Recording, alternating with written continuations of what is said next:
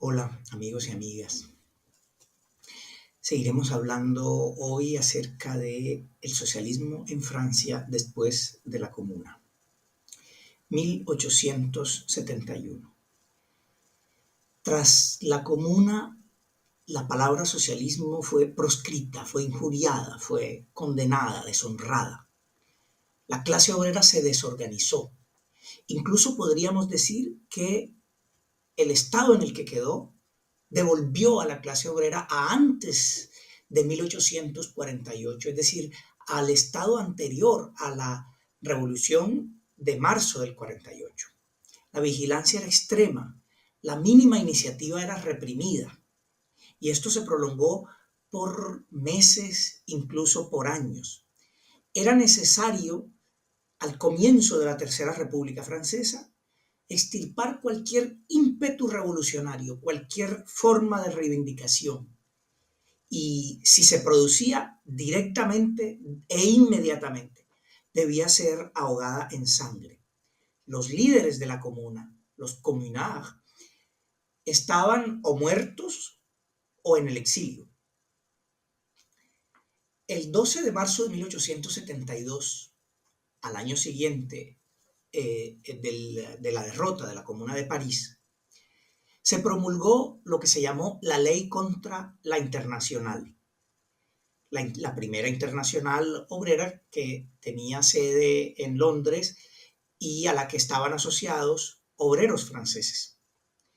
Toda acción, dice aquella ley, que tenga por objetivo provocar la suspensión del trabajo, la abolición del derecho de propiedad, de la familia, de la patria, de la religión, del libre ejercicio de los cultos, constituirá por el solo hecho de su existencia un atentado contra la paz pública.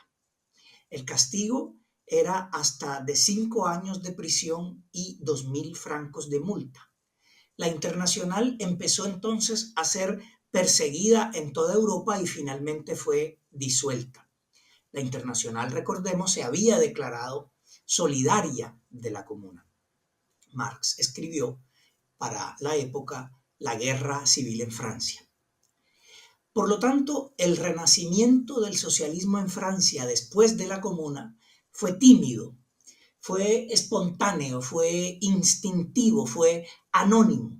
No fue la obra de ningún pensador, no fue la obra de ningún líder doctrinario, de ninguna escuela.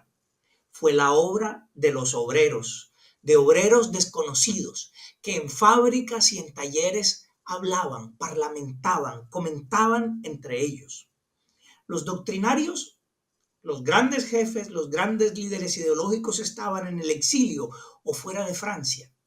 La prensa socialista no existía. Las organizaciones obreras de la época simplemente volvieron al cooperativismo, volvieron al mutualismo. Es decir, que después de la Comuna, estamos hablando de los años inmediatamente posteriores a 1871, lo que vemos es un movimiento obrero que se adapta a las exigencias que impone la nueva situación. Había ciertamente algunos sindicatos que habían sido creados en la época del Segundo Imperio. Recordemos que Napoleón III, al final del Segundo Imperio, había promulgado una serie de reformas liberales, entre las cuales se contaba la permisión de estos sindicatos. Poco a poco, los sindicatos que habían sido instaurados durante el Segundo Imperio van a ir reviviendo y los militantes que antes estaban escondidos pues van a ir reapareciendo y los exiliados que estaban por fuera del país pues van a ir volviendo. Sin embargo, no se trata de una propaganda claramente revolucionaria, sino más bien poco peligrosa, que se hace y que se ha de hacer sin mayor ruido. En 1875 se adoptan las leyes constitucionales que buscan instaurar definitivamente la Tercera República en Francia. Pero miren ustedes una cosa, si la Primera República había nacido de una revolución, la Revolución Francesa y la toma de la Bastilla y todo lo demás, si la Segunda República había nacido también de una revolución, la Revolución de Marzo de 1848. Esta nueva república, la tercera, no nacía de una revolución, sino de la derrota de una revolución, la Revolución Obrera de la Comuna de París, y de la derrota de Francia como Estado ante Prusia durante la guerra franco-prusiana, que había terminado con el Segundo Imperio y que había hecho que Napoleón III cayera preso en Sedan.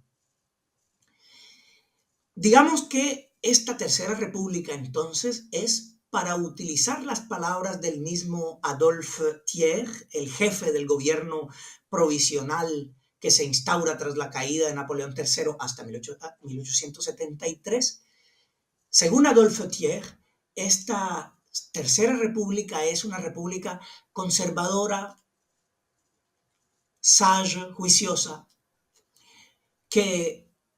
a la que no hay que temer. Thiers será sucedido por Patrice de MacMahon, que buscará incluso restaurar la monarquía, es decir, que aunque se acaba el Segundo Imperio, no por eso la república es instaurada enseguida. Francia queda allí todavía unos años pensando si se debe volver a la república o si se debe más bien instaurar el imperio. MacMahon va a buscar una coalición de derechas que logre restaurar el orden moral de alguna manera corrompido, según lo que se cree, por el desorden revolucionario de la Comuna de París. Hasta que en 1879, miren ustedes, del 70 al 79, hay y no hay república.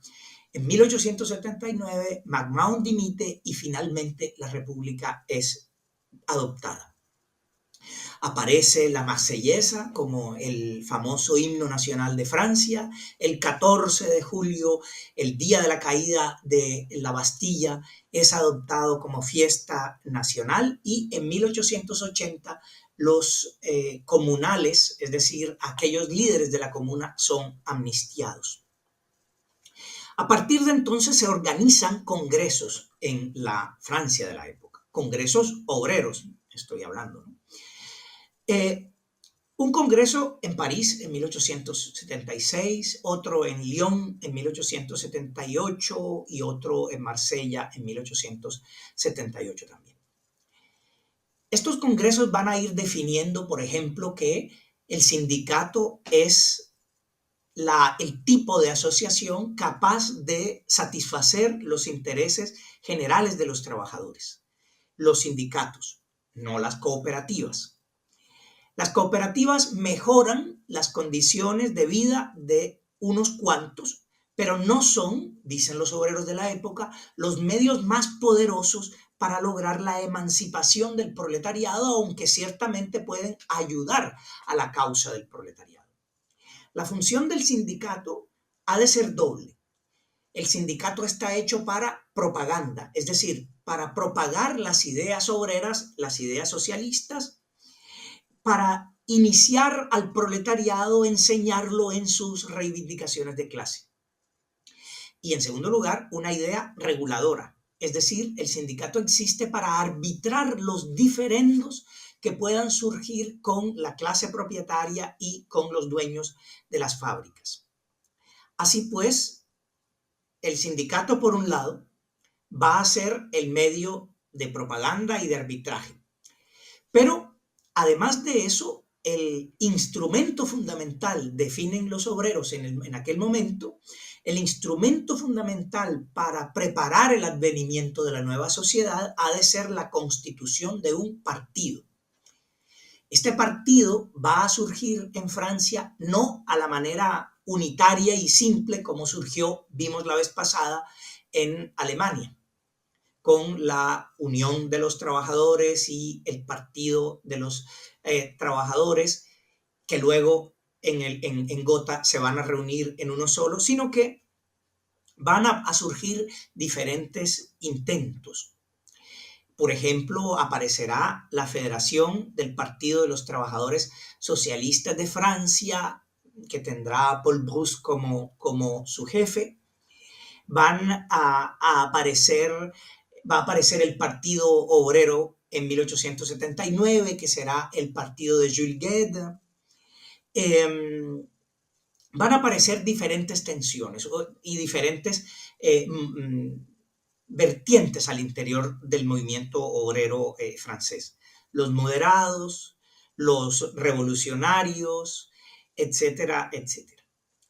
Lo importante es que durante este tiempo la población sindicalizada va a ir aumentando, se van a crear las bolsas de empleo. Las bolsas de empleo son como los centros donde la gente puede encontrar trabajo.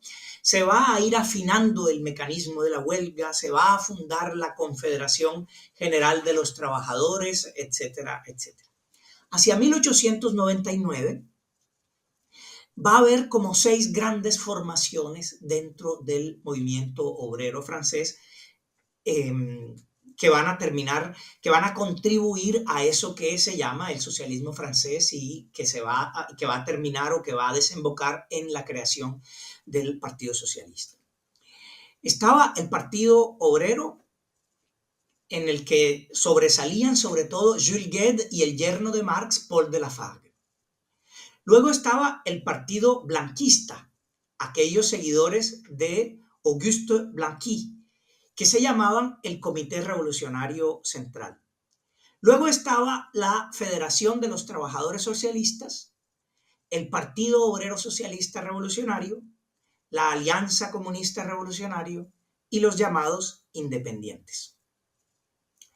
La Federación de Trabajadores Socialistas, por ejemplo, eran posibilistas, se les llamaba. Ya vimos la semana pasada que el posibilismo era aquella doctrina que consideraba que era necesario establecer reformas posibles y entrar en el juego, disputar el poder electoral a la democracia burguesa. Eran los posibilistas entonces de Paul Brousse.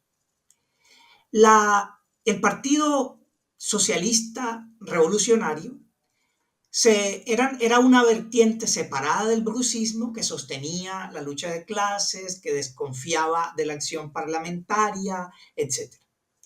Los otros, el Partido Comunista Revolucionario, trabajaba con el Partido Obrero, y finalmente los independientes estaban vinculados, algunos al socialismo anterior al 48, al socialismo doctrinario de Fourier, de Saint-Simon, etc.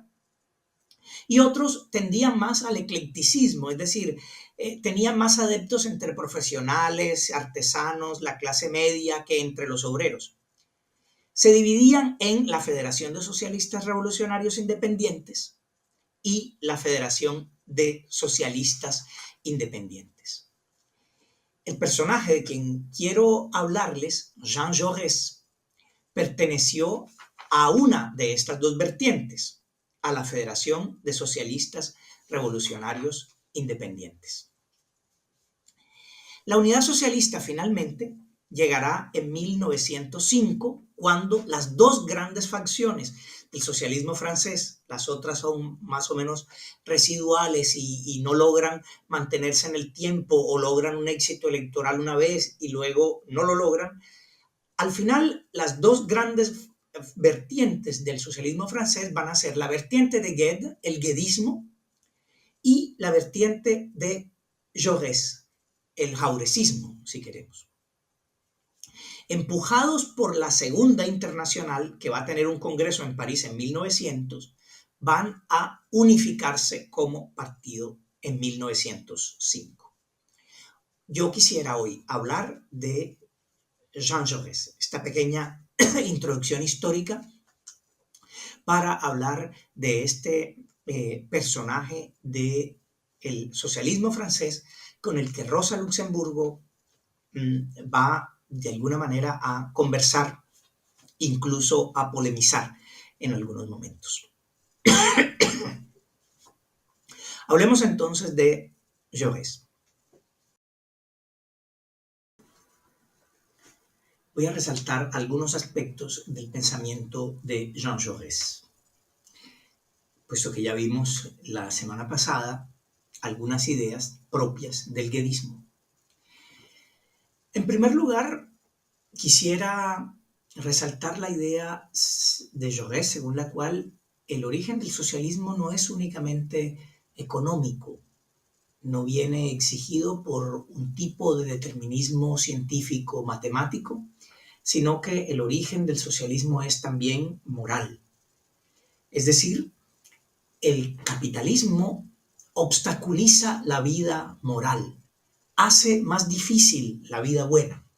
Piensen ustedes, por ejemplo, que yo en este momento estoy hablándoles ante una cámara para realizar la cual se necesitó coltán o alguna otra sustancia, algún otro compuesto químico o de minería que obtienen trabajadores, incluso niños, en condiciones deplorables, en minas que se encuentran en la República Democrática del Congo o en muchos otros lugares.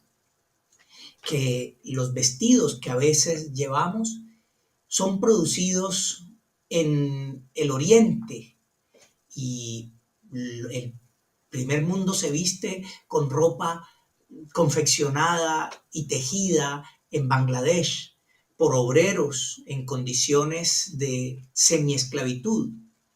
¿Cómo es posible entonces llevar una vida plenamente moral en una situación de esas?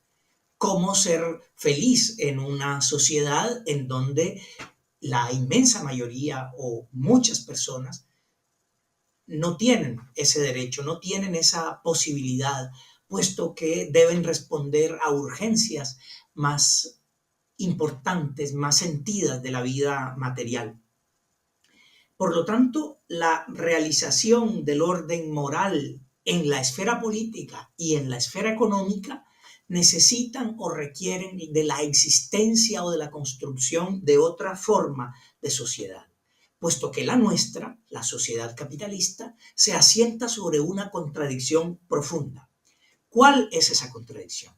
Por un lado, el ciudadano es libre, es soberano por el voto, es igual ante la ley, pero en su vida cotidiana esa libertad y esa soberanía se ven muy menguadas, puesto que depende el ciudadano enteramente de su salario. Por lo tanto, el acceso de todos a la propiedad ha de ser la base de la libertad. Trabajadores, propietarios, han de ser copropietarios del poder económico. Esa primera idea para empezar. Una segunda idea que podríamos resaltar de Jaurès es su idea según la cual el Estado no es exclusivamente o no tiene por qué necesariamente ser algo negativo o algo malo de suyo. El Estado puede ser más o menos bueno según quien lo controle mayoritariamente. Si es la burguesía quien tiene el control del Estado, éste podrá ejercer más fácilmente la represión. Pero cuando son los sindicatos, cuando son organismos autónomos, cuando son las cooperativas, cuando es un partido político independiente del patronato, cuando son los movimientos sociales que están haciendo vigilancia, entonces es posible que puedan producirse reformas que den al Estado un carácter más bien positivo. Una mayoría consciente de trabajadores que apoye a un gobierno formado mayoritariamente por un partido de, por y para los trabajadores, es una herramienta que puede ayudar a alcanzar una mayor igualdad social, piensa Jaurès.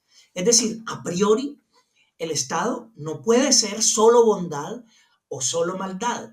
Y esa es un poco la polémica de Jaurès con los anarquistas. No es posible tampoco resumir el Estado en una sola clase. No es posible pensar en el Estado como burgués sin más o obrero sin más.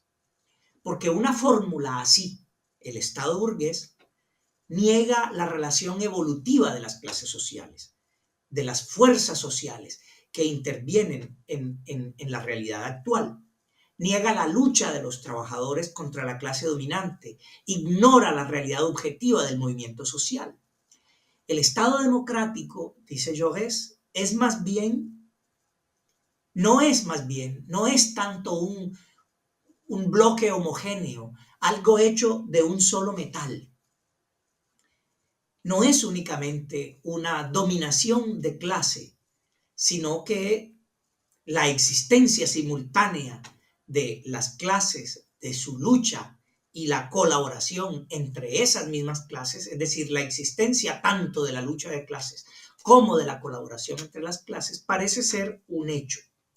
Aunque haya una clase que domine, el Estado no es única y exclusivamente, al menos no en el sentido republicano democrático, no es única y exclusivamente la expresión de esa sola clase. El Estado, de hecho, no expresa una clase, expresa más bien la relación entre las clases, la relación entre las fuerzas sociales, dice Jaurès. Si no pudiéramos admitir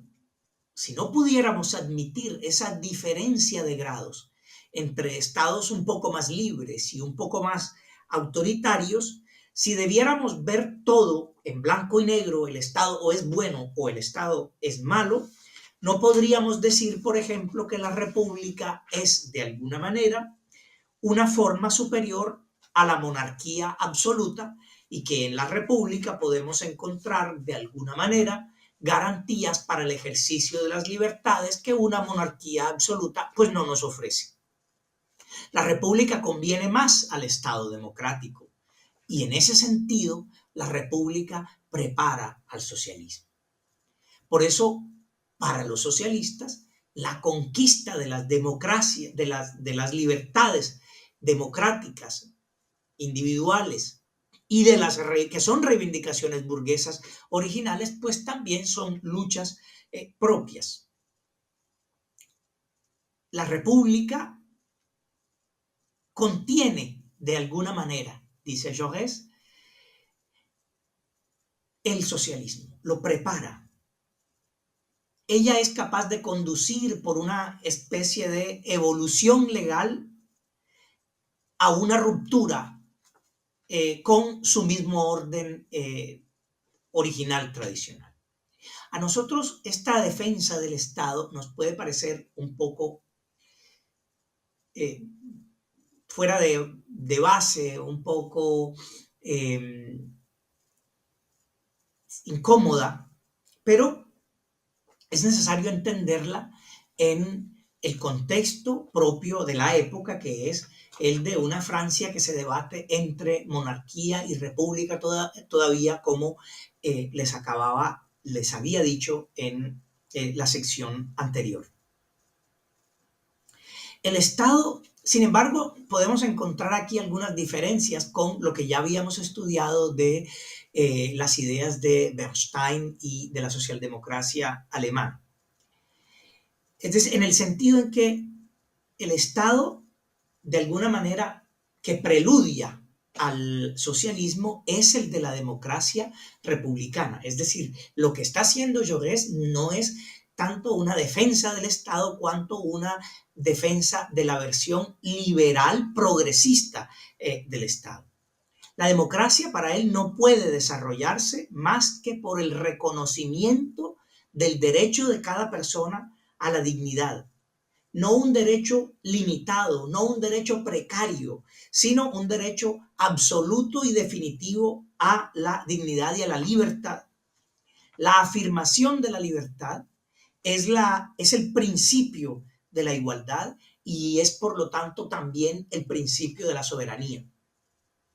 La justicia lo que ha de buscar entonces es garantizar esta libertad y esta igualdad, es decir, buscar el equilibrio entre igualdad y libertad en un Estado democrático. Y para eso hay un instrumento que Jaurès privilegia y es la laicidad. También estamos en un contexto particular en el que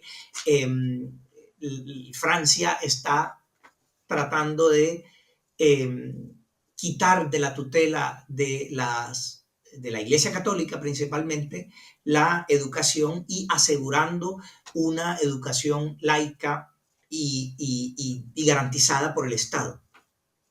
La religión no puede ser la base de la educación porque no es la base de la soberanía.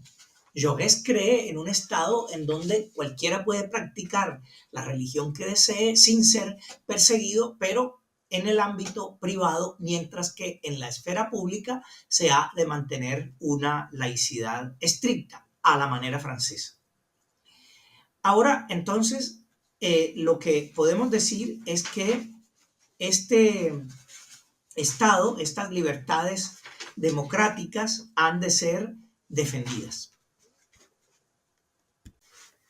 Uno de los aspectos que me parecen más importantes y más valiosos del pensamiento de Jaurès es que él niega la división establecida por Engels y un poco también por Marx entre el socialismo científico y el socialismo utópico.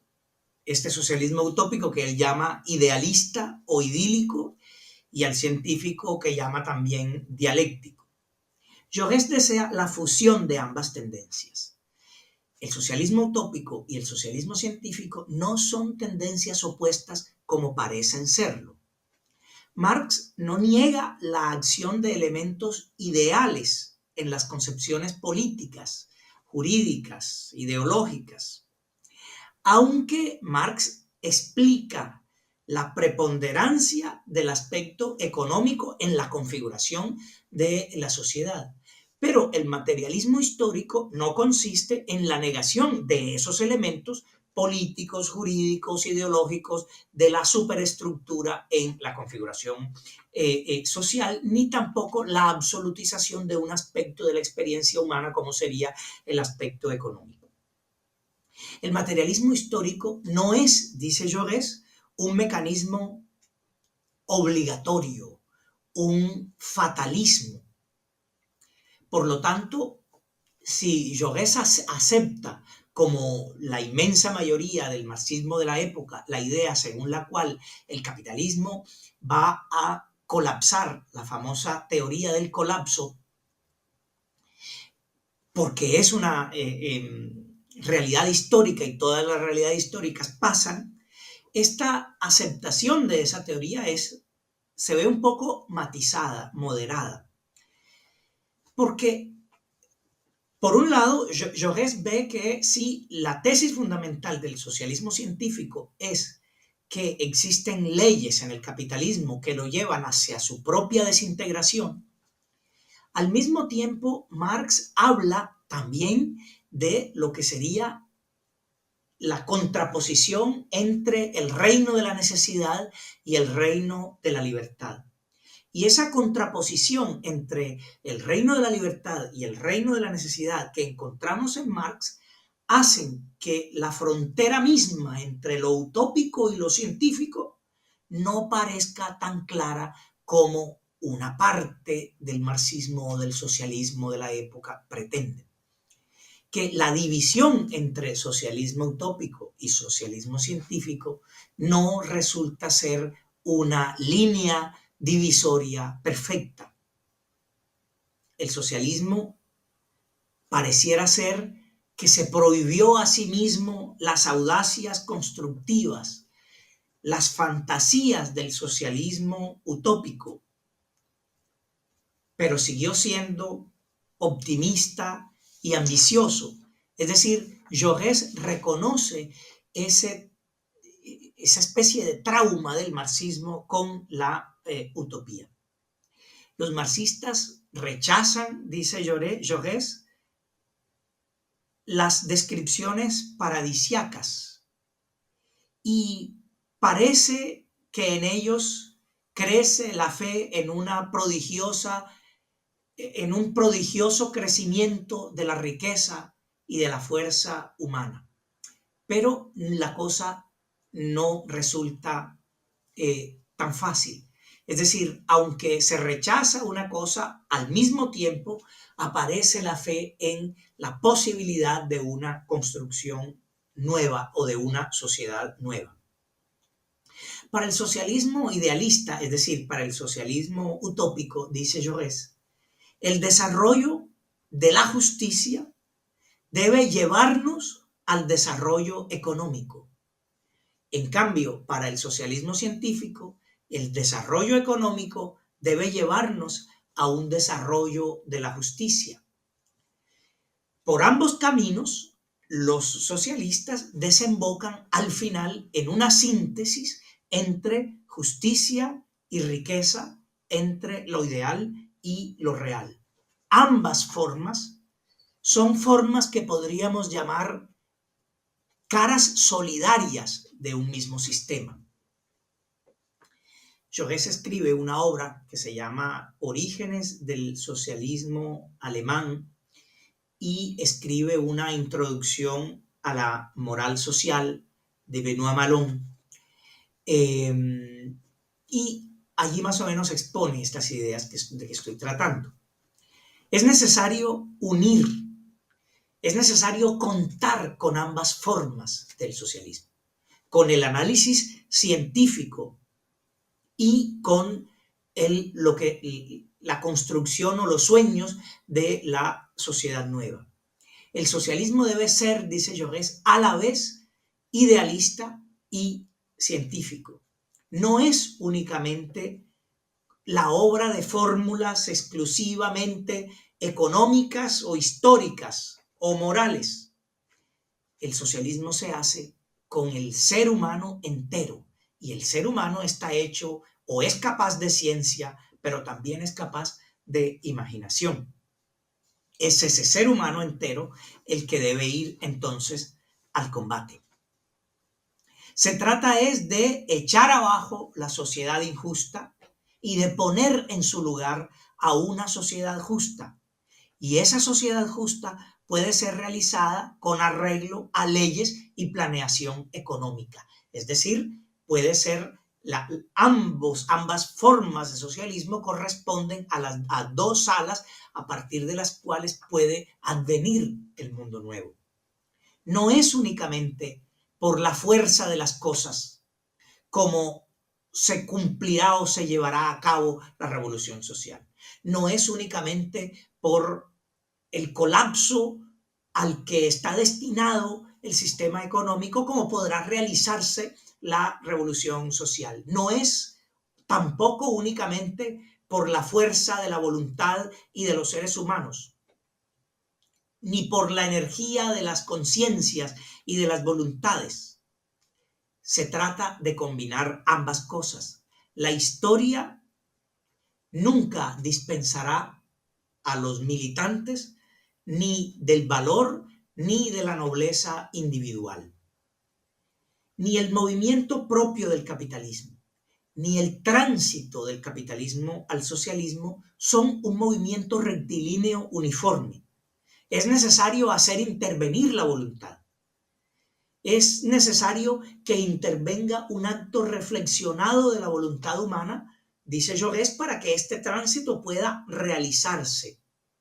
El socialismo no está metido como potencialidad dentro del capitalismo a la manera en que las potencialidades están todas dentro de la mónada leibniziana, por ejemplo. Me refiero al gran filósofo Leibniz, el filósofo moderno que creía que los átomos metafísicos del mundo, las mónadas, contenían dentro de sí todas las potencialidades y entre ellas pues no había comunicación porque las mónadas no tenían ni ventanas ni comunicaban con el mundo exterior, sino que simplemente iban mostrando sus propias posibilidades. No es así. No está el socialismo al interior del capitalismo como la potencialidad se halla al interior de la mónada.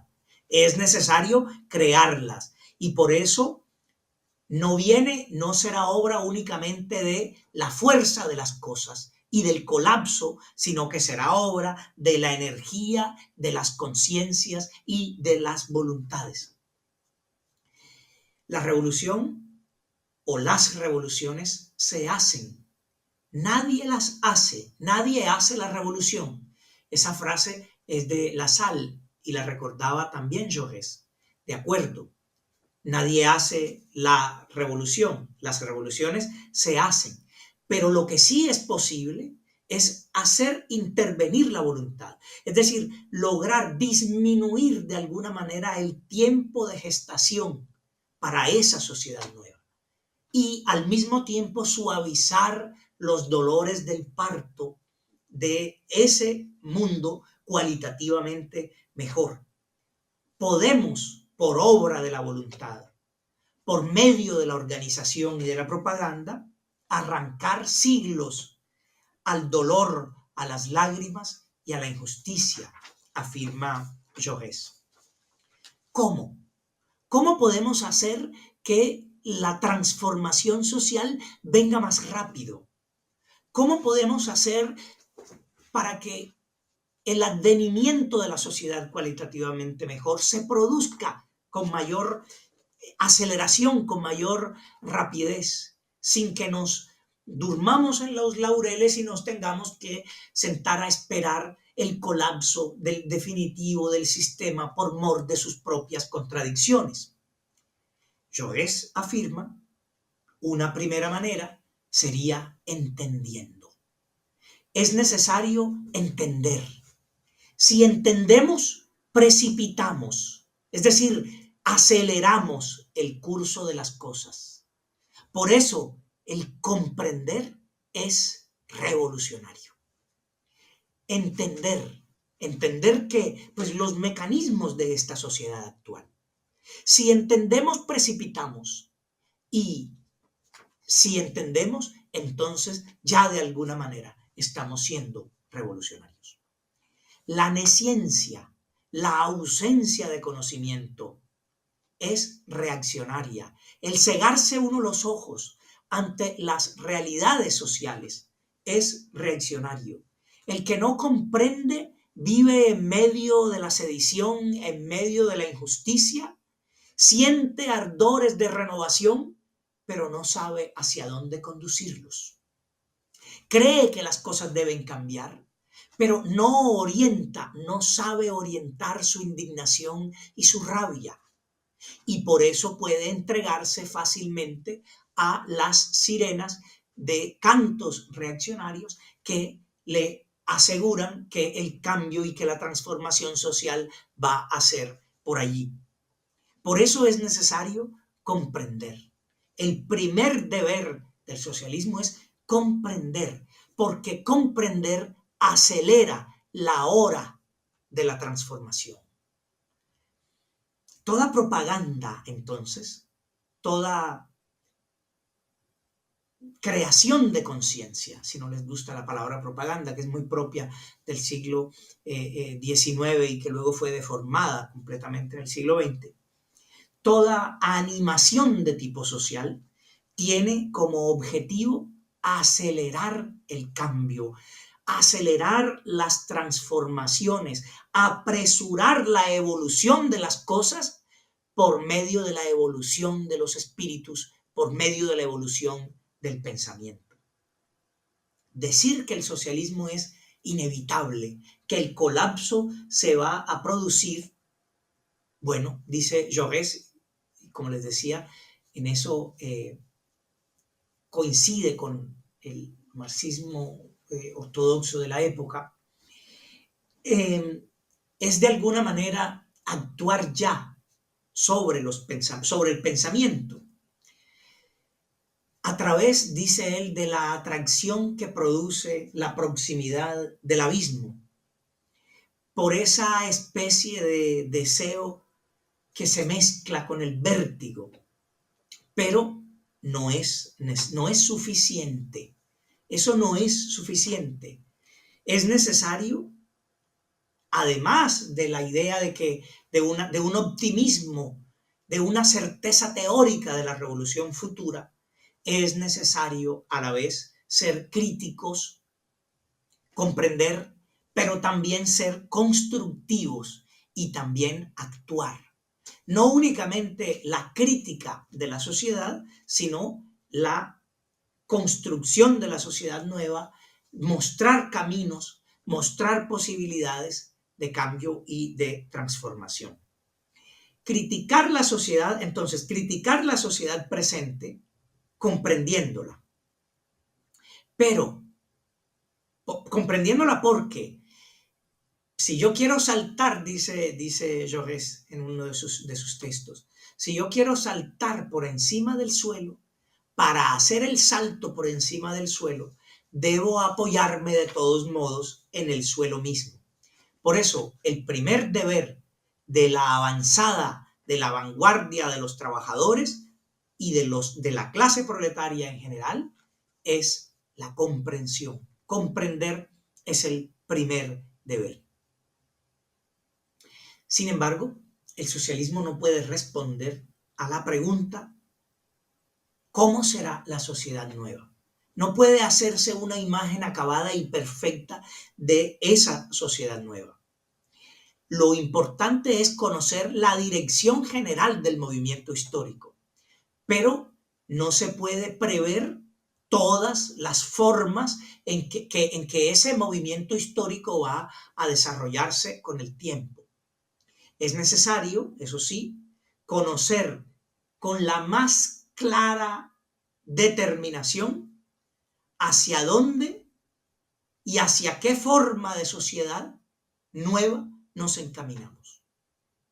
Es necesario mostrar, además, entonces miren, hay un saber del objetivo final, un saber del objetivo final, un saber de la dirección final del movimiento, pero al mismo tiempo es necesario encontrar y determinar por medio de qué instituciones, por medio de qué leyes, por medio de qué transformaciones sociales vamos finalmente a llegar a ese orden hacia el cual se dirige nuestra mirada. Incluso es necesario ser capaces de formular proyectos vastos, precisos, prácticos, amplios, mostrar con qué fuerzas, con qué gente hemos de contar para realizarlos. No es entonces un socialismo puramente doctrinario el de Jaurès. Jaurès habla como hombre político que es, como parlamentario francés, como alguien que tuvo luchas particulares, como alguien que luchó, por ejemplo, por la municipalización de los servicios públicos, que luchó por la nacionalización de los ferrocarriles, por el impuesto progresivo, por la limitación del tiempo de trabajo, por el alza general de los salarios, por la seguridad social, por la protección del desempleado, por controlar el poder de desinformación de las grandes corporaciones mediáticas, por la limitación de los discursos de odio. La sociedad nueva, antes de desarrollarse, debe penetrar todas las fibras de la sociedad actual. Es decir, no se trata únicamente de determinar el objetivo final, sino de dar respuestas a problemas que son problemas inmediatos. Es un socialismo entonces el de Jaurès que se moja las manos, que interviene activamente en esta o en esta otra problemática actual. Entonces, de lo que se trata es de comprender. ¿Qué más se puede comprender? ¿O en qué consiste ese comprender? Podríamos mencionar muchas cosas, pero empecemos diciendo que comprender significa comprender, perdón por la redundancia, que nuestra sociedad está dividida en clases sociales. Los proletarios, la clase media o pequeña burguesía y la clase burguesa. Pero que estas clases sociales, proletarios, pequeña burguesía y alta burguesía, no son perfectamente más bien, clases distintas. No son tres grandes cajones sin comunicación entre ellas. Más bien, son clases que admiten grados, que admiten matices, como matices admiten los colores. Por proletariado, ¿qué entendemos? ¿Qué es el proletariado? Ya lo vimos la semana pasada cuando hablábamos de Guén. ¿Qué es ahora el proletariado para Jaurès? En sentido jauresiano, el proletariado son todos aquellos obreros y campesinos que viven exclusivamente del trabajo de sus manos. Todos aquellos que viven del trabajo de sus manos son proletarios, son obreros, los que reciben su sueldo gracias a lo que hacen, y si no lo hacen, pues no reciben nada y se mueren de hambre. La clase media, en cambio, corresponde a aquellos que tienen un pequeño capital y que viven más de la actividad a la que se dedican que del capital que tienen. Es decir, los primeros solo tienen el trabajo de sus manos. Estos otros pueden tener un cierto capital, pero al final viven más del trabajo de sus manos que de ese capital que tienen. Son los pequeños industriales, los dueños de pequeños emprendimientos, los pequeños comerciantes, los dueños de pequeños negocios, los profesionales, los pequeños granjeros. Tendrán alguna cosa, pero no viven principalmente de ese patrimonio que tienen. Viven principalmente de la actividad o del salario o de las ganancias que reciben. La clase capitalista, en cambio, se caracteriza porque sus ganancias no vienen tanto de su trabajo, cualquiera que éste sea. Vienen, cito a Jaurès, del poder bruto de los capitales de que disponen. El poder bruto de los capitales de que disponen. Habrá algún capitalista que trabaje mucho, pero no es ese trabajo que realiza el que lo hace vivir. Es el capital que tiene o que acumula, son las máquinas que tiene, son las empresas que tiene, la que lo hacen mayoritaria o principalmente vivir, y no el hecho de levantarse a las 5 de la mañana para trabajar hasta las 5 de la tarde o hasta la hora que sea. La clase capitalista entonces está formada por los grandes industriales, los grandes comerciantes, el personal más alto de la finanza, quienes controlan el transporte, quienes controlan la minería, quienes son grandes propietarios y tienen grandes extensiones de tierra. De manera pues que para Jaurès lo que determina la clase a la que se pertenece es la relación con la propiedad. La relación con la propiedad. La clase proletaria no tiene propiedad más que el trabajo de sus manos. La clase media o pequeño burguesa posee de alguna manera capital o de alguna manera propiedad de medios de producción de la riqueza, pero no vive principalmente de eso, sino que vive o depende del trabajo que realiza. La clase capitalista, en cambio, vive de las rentas que le producen los grandes medios que tienen, incluso si trabajan, porque podrían perfectamente no trabajar, entregar su compañía a alguien que se la administre y esperar sentados las rentas. Lo que determina entonces a una clase social es la propiedad o el régimen de la propiedad. El régimen de la propiedad en el capitalismo es entonces el régimen de la propiedad individual. El capitalismo se define por su relación con la propiedad. Su régimen de propiedad es el régimen de la propiedad individual. Y la ley en el sistema social capitalista lo que hace es consagrar las reglas en virtud de las cuales la propiedad es adquirida, la propiedad puede ejercerse, el derecho sobre la propiedad puede ejercerse, y las reglas a través de las cuales la propiedad puede transmitirse. Si en el capitalismo lo propio es la propiedad individual, en el socialismo entonces la característica fundamental es el régimen de una propiedad colectiva.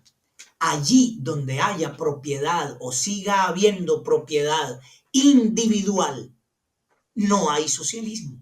Así esté gobernado el país o el lugar que sea por un partido que se diga socialista. Allí donde hay propiedad colectiva de los medios de producción, entonces podemos decir que hay socialismo, incluso si esa forma particular de propiedad se da en un país que pueda ser considerado capitalista.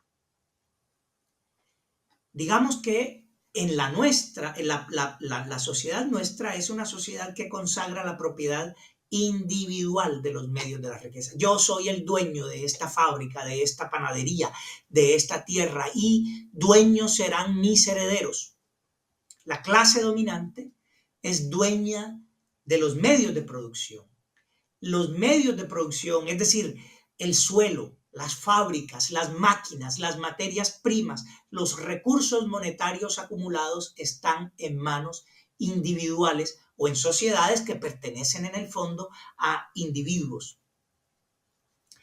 Lo propio de esa sociedad es que esta clase que controla los medios a través de los cuales se produce la riqueza, el suelo, las fábricas, las materias primas, las máquinas, no solamente recupera los anticipos que hizo cuando montó un negocio, necesitó invertir un dinero.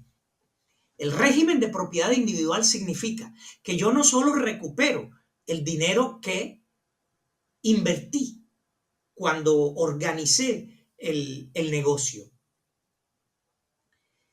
y luego puedo amortizar lo invertido en herramientas, ¿no? En máquinas. Hice una inversión, al final la recupero. Podría pensarse que hasta allí llega el capitalismo, pero no. Lo propio del capitalismo es que el régimen de propiedad individual deduce por ley de manera indefinida, día a día, mes a mes, año a año, mientras la empresa no quiebre, unos beneficios. Esa concesión de los beneficios a perpetuidad es lo que hace, de los beneficios a perpetuidad a una persona o a las personas que son dueñas, es lo que hace la sociedad capitalista como tal. Si yo hago una inversión, recupero esa y luego por esa inversión compro unas máquinas que comienzan a producir X producto, y luego esas máquinas las están operando los trabajadores, que son los que las mueven, los que realizan las cosas. No por ese realizar las cosas los trabajadores, ellos alcanzan o obtienen la propiedad sobre esos medios que están operando, sino que yo, por haber invertido inicialmente el dinero, por haber tenido la idea, por haber invertido en herramientas y en máquinas, tengo derecho a deducir indefinidamente, día a día, mes a mes, año a año, per secula seculorum, si fuera necesario, los beneficios y los dividendos. La gran contradicción de la sociedad capitalista es que se cree que el trabajador es libre, pero lo cierto es que el proletario no puede ni trabajar, ni alimentarse, ni vestirse, ni abrigarse sin pagarle a la clase capitalista propietaria una especie de rescate. Está de alguna manera secuestrado por el mismo engranaje del sistema.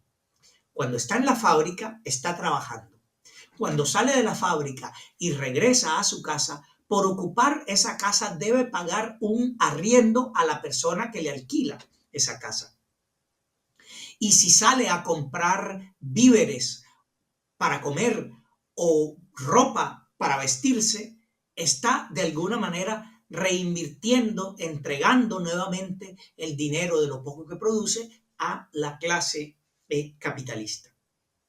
La clase media también sufre de las consecuencias, porque sus conquistas sociales rápidamente tienden a desaparecer, porque los grandes comerciantes asfixian a los pequeños, etc.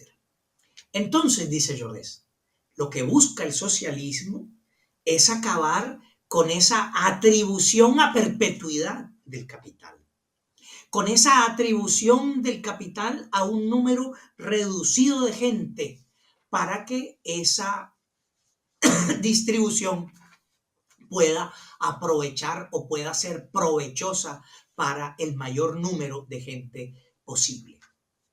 El capitalismo ciertamente ha sido una inmensa fuerza de progreso. No se puede negar que el desarrollo industrial ha realizado progresos admirables. El capitalismo, pues, ha sido una fuerza inmensa de progreso. Es innegable que a partir del siglo XIX, el aumento en el Producto Interno Bruto y en la producción general de la riqueza en el mundo aumentó de manera espectacular. Que la necesidad misma de la producción llevó a que las comunicaciones fueran más ágiles y a que aparecieran inventos tan maravillosos como la electricidad o incluso más adelante la misma informática.